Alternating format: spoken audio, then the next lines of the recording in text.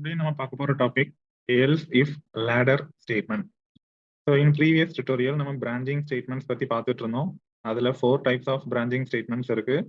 So previous tutorialல if else statement பத்தி பார்த்திருந்தோம். இந்த tutorialல நம்ம பார்க்க போறது third type else if ladder statement.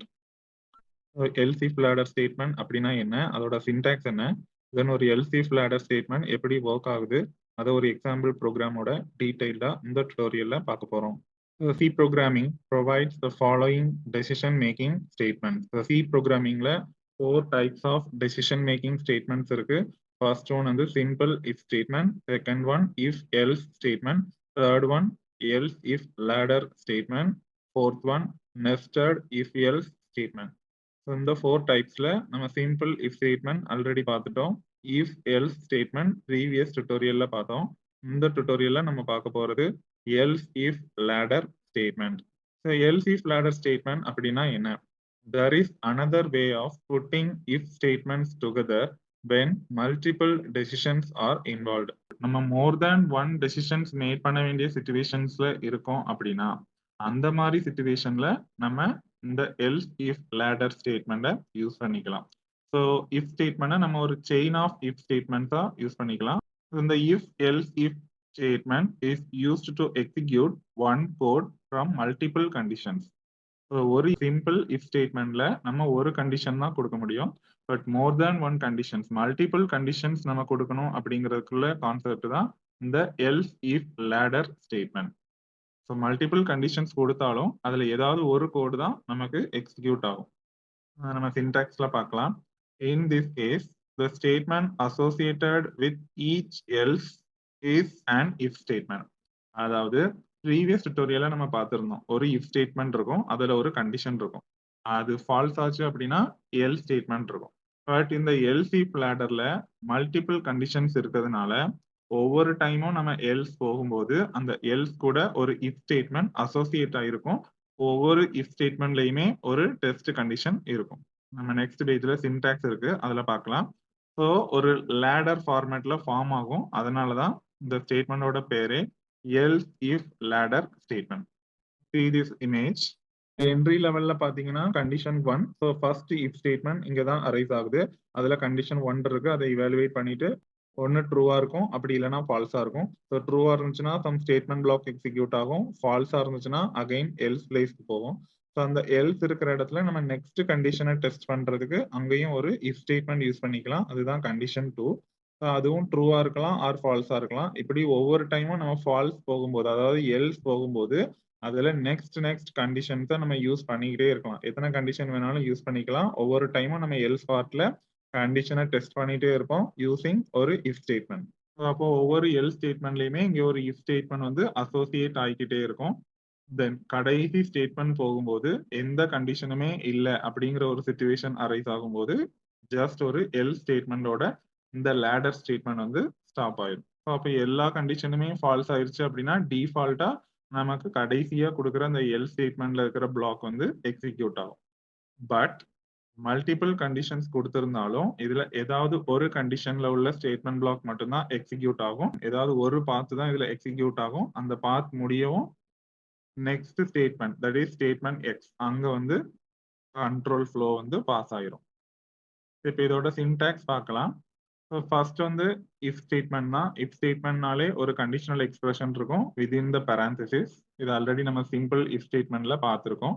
Then if பிளாக்கை ஓபன் பண்றதுக்கு ஒரு கர்லி பிரேஸ், தென் அதோட statement block, that is body of if, அது முடிச்சுட்டு அந்த if பிளாக்கை க்ளோஸ் பண்றதுக்கு ஒரு curly brace. Next else part வரும். else பார்ட் வரும்போது வித்தவுட் எனி கண்டிஷன் நம்ம else பிளாக்கை எக்ஸிக்யூட் பண்ணலாம், அதுதான் செகண்ட் டைப். பட் இங்க else if ladderங்கிறதுனால ஒவ்வொரு எல்ஸ்லயுமே நம்ம ஒரு if ஸ்டேட்மெண்டா அசோசியேட் பண்ணிக்கலாம். அப்போ else அது பக்கத்துல ஒரு if ஸ்டேட்மெண்ட். அகைன் if ஸ்டேட்மெண்ட்னு சொல்லும்போது ஒரு கண்டிஷனல் எக்ஸ்பிரஷன் தான் அந்த இடத்துல இவாலுவேட் பண்ணணும். ஸோ parenthesis உள்ள again conditional expression, that is next condition. Then அந்த பிளாக்கை ஓபன் பண்றதுக்கு ஒரு கர்லி பிரேஸ், அதுக்குள்ள statement block, that is body of else if. அதை எக்ஸிக்யூட் பண்ணி முடிச்ச உடனே கர்லி பிரேஸ் போட்டு அந்த பிளாக்கை க்ளோஸ் பண்ணிக்கலாம். ஸோ இப்போ பார்த்தீங்கன்னா ஒரு if பிளாக் இருக்கு, ஒரு else பிளாக். அந்த else பிளாக்ல நம்ம நெக்ஸ்ட் கண்டிஷனை டெஸ்ட் பண்ணணும்னா பண்ணிக்கலாம் யூசிங் எல்ஸ் இஃப் ஸ்டேட்மெண்ட். இப்படி எத்தனை எல்ஸ் இஃப் ஸ்டேட்மெண்ட் வேணாலும் நம்ம யூஸ் பண்ணிக்கலாம்.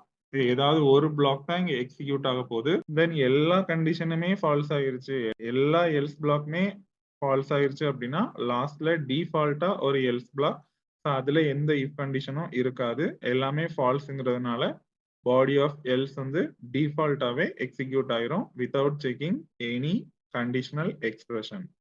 அதனால லாஸ்ட் பிளாக்ல வந்து இஃப் ஸ்டேட்மெண்ட் இருக்காது. இதுதான் ஒரு எல்ஸ் இஃப் லேடரோட சின்டாக்ஸ். இங்க பாத்தீங்கன்னா இந்த கண்டிஷனல் எக்ஸ்பிரஷன்ங்கிறது ஃபர்ஸ்ட் இஃப் பிளாக்ல ஒன்னு இருக்கு, ஒவ்வொரு எல்ஸ் இஃப் பிளாக்லயுமே ஒரு கண்டிஷனல் எக்ஸ்பிரஷன் இருக்கும். அப்போ மல்டிபிள் கண்டிஷன்ஸ் இருக்கிறதுனால இந்த conditional expressions are evaluated from top to bottom of the ladder. டாப்ல இருந்து தான் முதல்ல எக்ஸிக்யூட் ஆகும், அது ஃபால்ஸ் ஆனாதான் எல்ஸ் பிளாக்குக்கு உள்ள வந்து அதோட இஃப் கண்டிஷன் வந்து எக்ஸிக்யூட் ஆகும். when an expression is evaluated to true, எந்த கண்டிஷனல் எக்ஸ்பிரஷன் இவாலுவேட் பண்ணும்போது அது ட்ரூவா இருந்துச்சு அப்படின்னா அதோட அசோசியேட் ஆயிருக்கிற ஸ்டேட்மெண்ட் பிளாக், அந்த பாடி பார்ட், அது வந்து எக்ஸிக்யூட் ஆயிரும். And rest of the ladder will be skipped. ஒரு கண்டிஷனல் எக்ஸ்பிரஷன் ட்ரூன்னு வந்து அதுல அசோசியேட் ஆயிருக்கிற ஸ்டேட்மெண்ட் பிளாக் எக்ஸிக்யூட் ஆயிருச்சு அப்படின்னா ரெஸ்ட் ஆஃப் த லேடர் வந்து ஸ்கிப் ஆயிரும். ரிமைனிங் எல்ஸ் இஃப் லேடர்லாம் செக் பண்ணணும்னே தேவையில்ல, எல்ஸ் இஃப் லேடர் விட்டு வெளியே வந்துடலாம். ஸோ remaining part of the ladder வந்து ஸ்கிப் பண்ணிடும். ஸோ நெக்ஸ்ட் இந்த எல்ஸ் இஃப் லேடர் எப்படி ஒர்க் ஆகும் அப்படிங்கிறத பார்க்கலாம். First, the conditional expression inside the if parenthesis is executed. First line வந்து if தான். ஸோ if statementல parenthesis உள்ள இருக்கிற அந்த conditional expression தான் first execute ஆகும். If this expression evaluates to true, ஒருவேளை இந்த expression ட்ரூவா இருந்துச்சு அப்படின்னா then the corresponding branch will be executed. இந்த if block உள்ள ஒரு ஸ்டேட்மெண்ட் பிளாக் வந்து அசோசியேட் ஆயிருக்கும், அந்த பிளாக் தான் எக்ஸிக்யூட் ஆகும் ட்ரூவா இருந்துச்சுன்னா. And the remaining block will be skipped. So இப்போ பார்த்தீங்கன்னா இதுல ப்ளூ கலர்ல கொடுத்துருக்கிறது தான் syntax. So first if condition இருக்கு, அந்த கண்டிஷனல் எக்ஸ்பிரஷன் இவாலுவேட் பண்ணி அது ட்ரூவா இருந்துச்சுன்னா அதுல அசோசியேட் ஆயிருக்கிற அந்த statement block, that is body of if வந்து எக்ஸிக்யூட் ஆயிரும். ஸோ ஒன்ஸ் இது எக்ஸிக்யூட் ஆயிருச்சு அப்படின்னா ரிமைனிங் லேடர்ல இருக்கிற எல்லா ஸ்டேட்மெண்ட்மே ஸ்கிப் ஆயிரும். If this expression evaluates to false, ஒருவேளை இந்த first if condition false ஆ இருந்துச்சு அப்படின்னா then the corresponding branch will be skipped.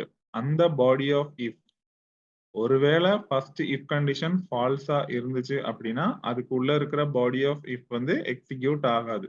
இதுதான் if blockோட பேசிக் கான்செப்டே. ஒரு ifல இருக்கிற கண்டிஷன் ட்ரூவா இருந்தாதான் அதுக்கு உள்ள இருக்கிற statement block or body of if வந்து எக்ஸிக்யூட் ஆகும்.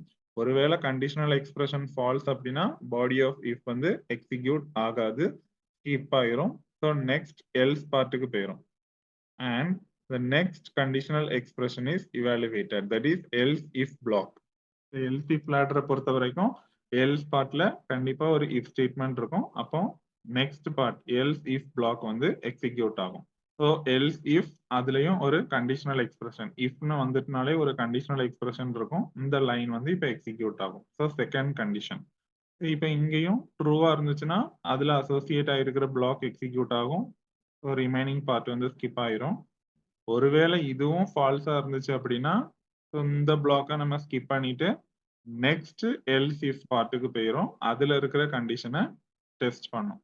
இப்படி ஒவ்வொரு எல்ஸ் இஃப் பிளாக்கா செக் பண்ணிட்டே வரும்போது எந்த கண்டிஷன் ட்ரூவா இருக்கோ அதுல அசோசியேட் ஆயிருக்கிற ஸ்டேட்மெண்ட் பிளாக் வந்து எக்ஸிக்யூட் ஆகும். ஒருவேளை எந்த கண்டிஷனுமே ட்ரூ ஆகல அப்படின்னா டிஃபால்ட் பிளாக், அதுதான் லாஸ்ட் பிளாக், அதுல கொடுத்திருக்கிற எல்ஸ் பார்ட் வந்து எக்ஸிக்யூட் ஆகும். If all the else if blocks are evaluated to false, ஒருவேளை எல்லா else blockமே false ஆயிருச்சு அப்படின்னா then the final else block will be executed by default without any condition. லாஸ்டா கொடுத்திருக்கிற அந்த else block வந்து ஆட்டோமேட்டிக்கா எக்ஸிக்யூட் ஆகும். மேல இருக்கிற எல்லா if block எல்லா else if blockமே false ஆயிருச்சுன்னா this else block, that is the last else block, doesn't contain any conditional expression. The last else blockல எந்த கண்டிஷனுமே இருக்காது. And the statements of this else block will be executed without any evaluation. ஒருவேளை மேல இருக்கிற எல்லா if blockலயுமே condition falls ஆயிடுச்சு அப்படின்னா without any condition லாஸ்ட்ல இருக்கிற எல்ஸ் பிளாக் வந்து டிஃபால்ட்டா எக்ஸிக்யூட் ஆயிடும். அதுல அசோசியேட் ஆயிருக்கிற அந்த ஸ்டேட்மெண்ட் பிளாக் தான் எக்ஸிக்யூட் ஆகும், எல்லா கண்டிஷனுமே ஃபால்ஸா இருந்துச்சுன்னா. இப்படிதான் ஒரு எல்சிஃப் லேடர் ஒர்க் ஆகும்.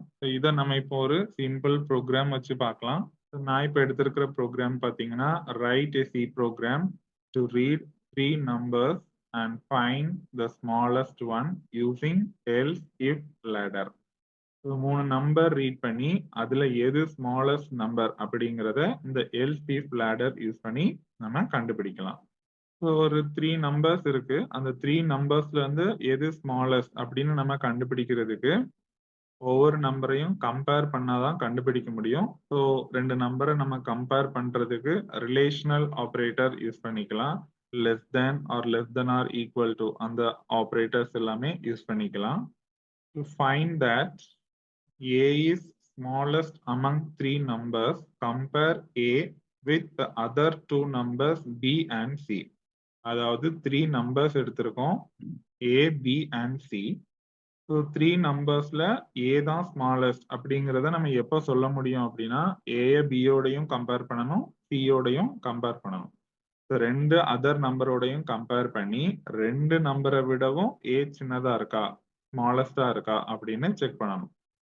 ஏ பியை விடவும் ஸ்மாலஸ்டா இருக்கணும், சியை விடவும் ஸ்மாலஸ்டா இருக்கணும். அப்படின்னா தான் A is the smallest among these 3 numbers. அப்ப இங்க 2 கண்டிஷன் டெஸ்ட் பண்ணணும். ஒன்னு வந்து ஏ லெஸ் தேன் பி, இன்னொன்னு ஏ லெஸ் தேன் சி. ரெண்டையுமே நம்ம செக் பண்ணணும். ஸோ இங்க லெஸ் தேன்ங்கிற ரிலேஷனல் ஆப்ரேட்டர் யூஸ் பண்ணியிருக்கோம். ஸோ ஒரு கண்டிஷனை செக் பண்ணணும்னா இஃப் ஸ்டேட்மெண்ட் யூஸ் பண்ணி தான் செக் பண்ண முடியும்.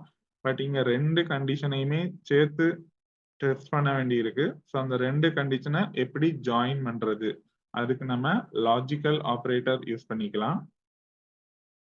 தென் check whether B is smaller than C. So ஒருவேளை இந்த 2 கண்டிஷன்ல ஏதாவது ஒன்று ஃபால்ஸ் ஆயிருச்சு அப்படின்னா கண்டிப்பா A வந்து ஸ்மாலஸ்ட் கிடையாது. இப்போ A ஸ்மாலஸ்ட் இல்லைன்னு நமக்கு தெரிஞ்சிருச்சு அப்படின்னா ரிமைனிங் இருக்கிற 2 நம்பர்ஸை செக் பண்ணிக்கலாம், B and C. So B and சியை செக் பண்ணும்போது பி வந்து சியை விட ஸ்மாலரா அப்படின்னு செக் பண்ணா போதும். ஸோ பி லெஸ் தேன் சியா அப்படின்னு செக் பண்ணிக்கலாம். ஸோ இது ட்ரூவா இருந்துச்சுன்னா பி தான் ஸ்மாலஸ்ட், இதுவும் ஃபால்ஸா இருந்துச்சுன்னா வித்தவுட் எனி கண்டிஷன் சி தான் நமக்கு smallest. Since we need to check more than one condition in this program, we can use else if ladder statement. இங்க பாத்தீங்கன்னா இந்த ப்ரோக்ராம்ல நம்ம 3 நம்பர்ஸையும் கம்பேர் பண்றதுக்கு 2 டைம்ஸ் இஃப் கண்டிஷன் டெஸ்ட் பண்ற மாதிரி எடுத்திருக்கோம். அப்போ மல்டிபிள் கண்டிஷன்ஸ் அரைவ் ஆகுறதுனால இந்த மாதிரி சிச்சுவேஷன்ஸ்ல நம்ம எல்ஸ் இஃப் லேடர் ஸ்டேட்மெண்ட்டை யூஸ் பண்ணிக்கலாம். இப்போ இந்த ப்ரோக்ராமோட லாஜிக் பார்த்தீங்கன்னா 3 நம்பர்ஸ் வேணும். So in this example the user is ask to enter 3 integers using printf function. First நம்ம ஒரு printf ஃபங்க்ஷன் யூஸ் பண்ணி 3 நம்பர்ஸை என்டர் பண்ண சொல்லி யூசர்கிட்ட கேட்க போறோம். தென் அந்த 3 integer நம்பர்ஸையும் A, B and C அப்படிங்கிற 3 டிஃப்ரெண்ட் வேரியபிள்ஸ்ல கொண்டு போய் ஸ்டோர் பண்ண போறோம் யூசிங் scanf ஃபங்க்ஷன். அப்போ கீபோர்ட்ல இருந்து கொடுக்குற இன்புட்டை scanf ஃபங்க்ஷன் மூலமா ரீட் பண்ணிட்டு அதை A, B, Cங்கிற 3 வேரியபிள்ல கொண்டு போய் ஸ்டோர் பண்ணிடுறோம். To find that A is the smallest among 3 numbers. A தான் இப்போ இருக்கிற 3 நம்பர்லையும் the smallest அப்படின்னு கண்டுபிடிக்கணும்னா compare A with the other 2 numbers B and C. A B and C யோட கம்பேர் பண்ணணும். So first check whether A is smaller than B and C using ஒரு if statement. So அப்ப நம்ம ஒரு condition check பண்ணணும்னாலே கண்டிப்பா அதுல decision make பண்ணணும். So if statement use பண்றோம். A வந்து லெஸ் தேன் B ஆனும் செக் பண்ணணும் அண்ட் A வந்து லெஸ் தேன் C ஆனும் செக் பண்ணணும். ஸோ 2 கண்டிஷனையுமே ஒரே if ஸ்டேட்மெண்ட்டை நம்ம செக் பண்ணிக்கலாம். இந்த மாதிரி 2 கண்டிஷனையும் சேர்த்து செக் பண்றதுக்கு லாஜிக்கல் ஆப்ரேட்டர் யூஸ் பண்ணிக்கலாம். That is double and. Double and தான் லாஜிக்கல் ஆப்ரேட்டர். அண்ட் அப்படின்னா 2 கண்டிஷனுமே ட்ரூவா இருக்கணும். அப்போ ஏ வந்து பியை விடவும் ஸ்மாலரா இருக்கணும், சியை விடவும் ஸ்மாலரா இருக்கணும். ரெண்டுமே ட்ரூவா இருந்தாதான் ஏ இஸ் த ஸ்மாலஸ்ட். இல்ல இதுல ஏதாவது ஒரு கண்டிஷன் ஃபால்ஸ் ஆச்சுனாலும் இந்த லாஜிக்கல் அண்ட் ஆப்ரேட்டர் வந்து ஃபால்ஸ் ஆயிரும். ஆட்டோமேட்டிக்கா இஃப் பிளாக் வந்து எக்ஸிக்யூட் ஆகாது, ஸ்கிப் பண்ணிட்டு எல்ஸ் பிளாக்குக்கு போயிடும்.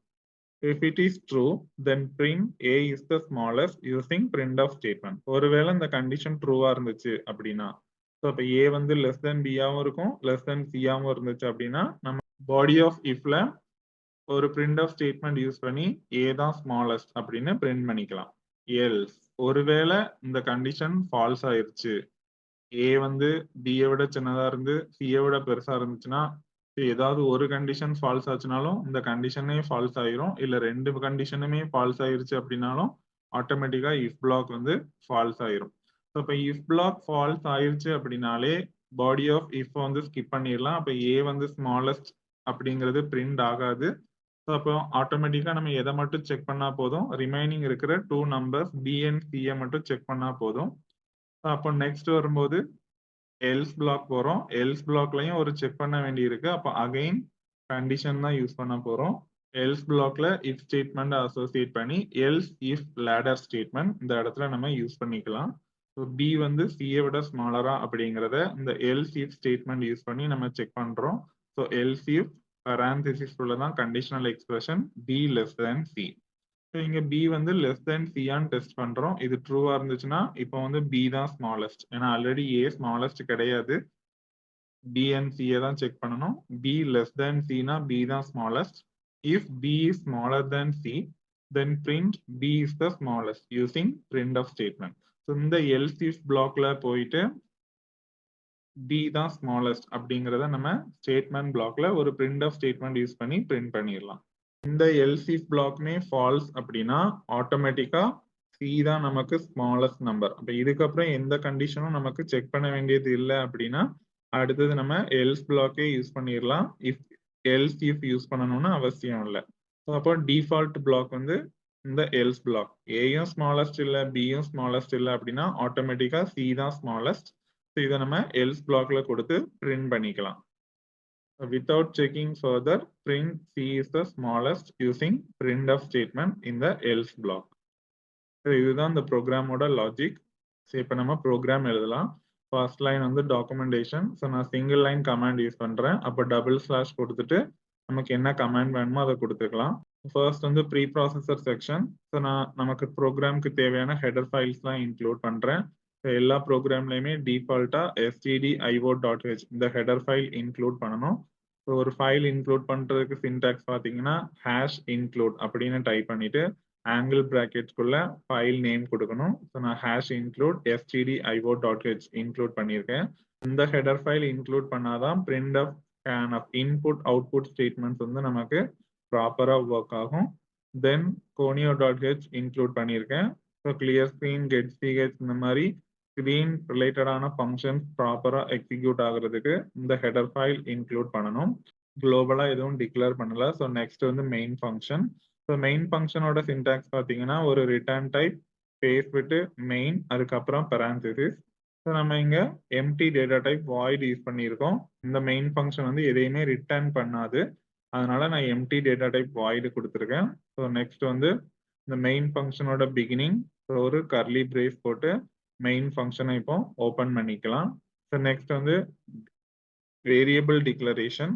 ஸோ நமக்கு எத்தனை வேரியபிள் வேணுமோ அந்த இடத்துல நம்ம டிக்ளேர் பண்ணிக்கலாம். ஸோ டிக்ளேர் பண்றதுக்கு சின்டாக்ஸ் பார்த்தீங்கன்னா டேட்டா டைப் ஸ்பேஸ் விட்டு எத்தனை வேரியபிள் வேணுமோ நம்ம கமா கொடுத்துக்கலாம். லாஸ்ட்ல ஒரு செமிகோலன்.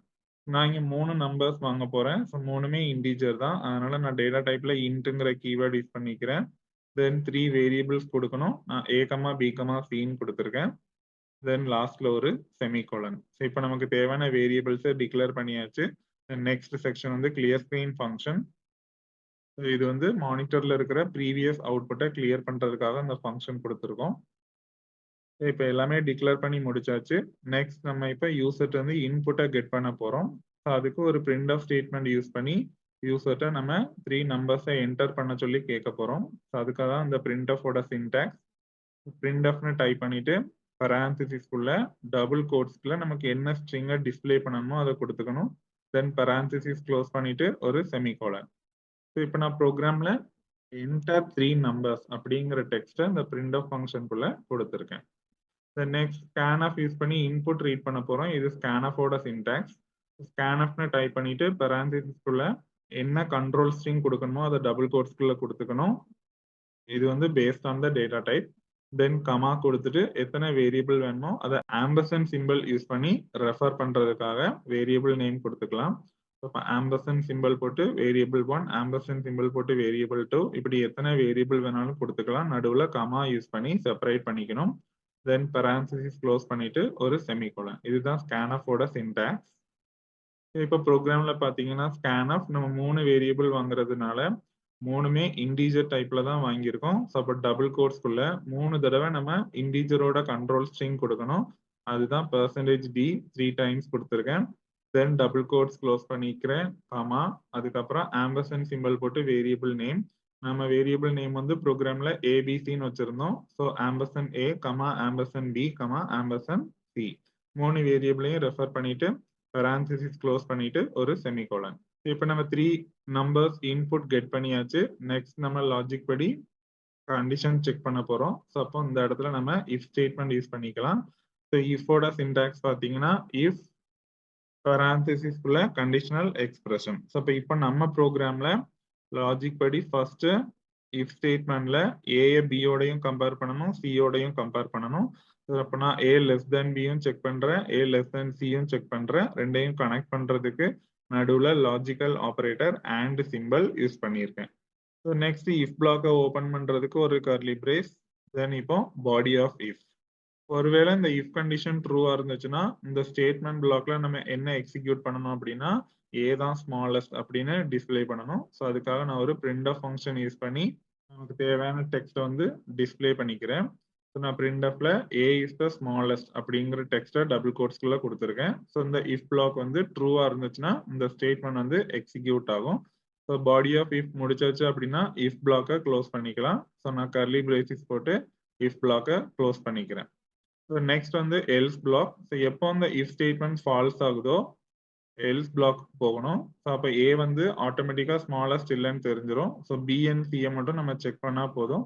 ஸோ அதை நான் இப்போ எல்ஸ் பிளாக்ல செக் பண்ணுறேன். ஸோ எல்ஸ் பிளாக்லையும் நம்ம கண்டிஷன் செக் பண்ணணும் அப்படின்னா நம்ம இந்த இடத்துல எல்ஸ் இஃப் ஸ்டேட்மெண்ட் யூஸ் பண்ணிக்கலாம். அப்போ எல்ஸ் இஃப் parenthesisக்குள்ள கண்டிஷனல் எக்ஸ்பிரஷன். இதை நான் இப்போ ப்ரோக்ராம்குள்ள எல்ஸ் இஃப் parenthesisக்குள்ள நமக்கு தேவையான கண்டிஷன் கொடுத்துருக்கேன். ரிமைனிங் இருக்கிற 2 நம்பர்ஸை மட்டும் செக் பண்ணா போதும். ஸோ நான் பி லெஸ் தேன் சி அப்படின்னு இந்த எல்ஸ் இஃப் பிளாக்ல செக் பண்றேன். தென் அதை ஓப்பன் பண்றதுக்கு ஒரு கர்லி பிரேஸ். தென் இதுல உள்ள ஸ்டேட்மெண்ட் பிளாக் பார்த்தீங்கன்னா நான் இங்கேயும் ஒரு printf கொடுத்து ஸ்ட்ரிங் தான் டிஸ்பிளே பண்ண போறேன். ஸோ இப்போ இந்த கண்டிஷன் ட்ரூவா இருந்துச்சுன்னா பி தான் ஸ்மாலஸ்ட். அதை நான் ஒரு printf ஸ்டேட்மெண்ட் யூஸ் பண்ணி பிரிண்ட் பண்ணிக்கிறேன். தென் எல்ஸ் இஃப் பிளாக்கை க்ளோஸ் பண்ணிடலாம். ஒருவேளை இந்த எல்ஸ் இஃப் பிளாக்கும் ஃபால்ஸ் ஆயிருச்சு அப்படின்னா ஏயும் ஸ்மாலஸ்ட் கிடையாது, பியும் ஸ்மாலஸ்ட் கிடையாது. அப்போ 3 நம்பர்ஸ்ல மூணாவது இருக்கிற சி தான் ஸ்மாலஸ்ட். இதை நம்ம எந்த கண்டிஷனுமே செக் பண்ணாமையே டிஸ்பிளே பண்ணிக்கலாம். அதனால டிஃபால்ட்டா நம்ம எல்ஸ் பிளாக்கை கொடுத்துடலாம். இப்போ எல்ஸ்னு டைப் பண்ணிக்கிறேன், பக்கத்துல எந்த கண்டிஷனும் கிடையாது. அந்த எல்ஸ் பிளாக்கை ஓபன் பண்றதுக்கு கர்லி பிரேஸ் போட்டுக்கிறேன். தென் அதுக்கு உள்ள பாடி ஆஃப் எல்ஸ் கொடுக்கணும். நான் இங்கேயும் ஒரு printf ஸ்டேட்மெண்ட் யூஸ் பண்ணி சி தான் ஸ்மாலஸ்ட் அப்படிங்கிறத ப்ரோக்ராம்ல எழுதியிருக்கேன். தென் எல்ஸ் பிளாக்கை க்ளோஸ் பண்றதுக்கு ஒரு கர்லி பிரேஸ்.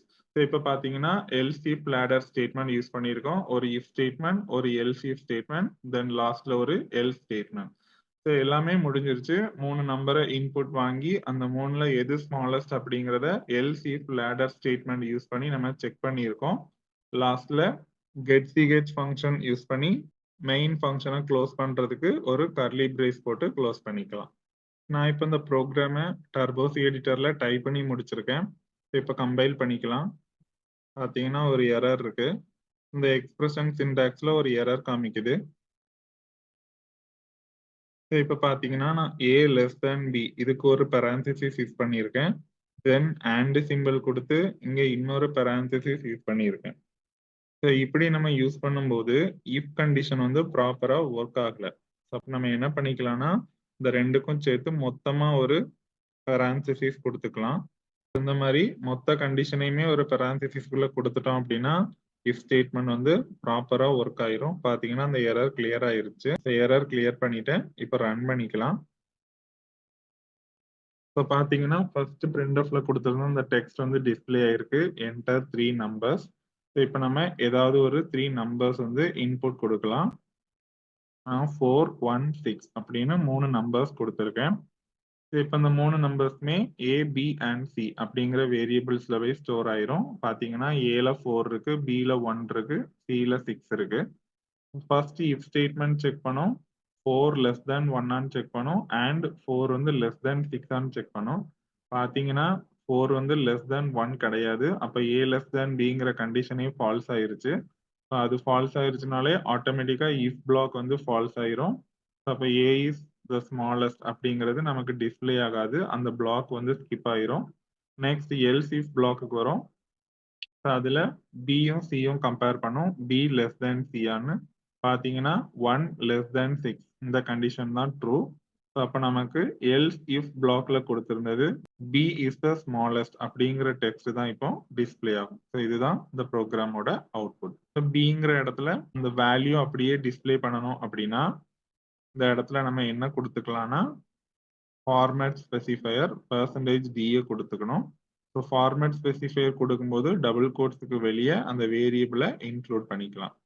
இந்த மாதிரியும் நம்ம கொடுத்துக்கலாம். ஃபார்மேட் ஸ்பெசிஃபையர் கொடுத்துட்டு தென் டபுள் கோட்ஸ் க்ளோஸ் பண்ணதுக்கு அப்புறமா அந்த வேரியபிள் நேம் வந்து இன்க்ளூட் பண்ணிக்கலாம். ஸோ இப்படி கொடுத்தோம்னா அந்த வேரியபிள் நேம்ல இருக்கிற வேல்யூ வந்து டிஸ்ப்ளே ஆகும்.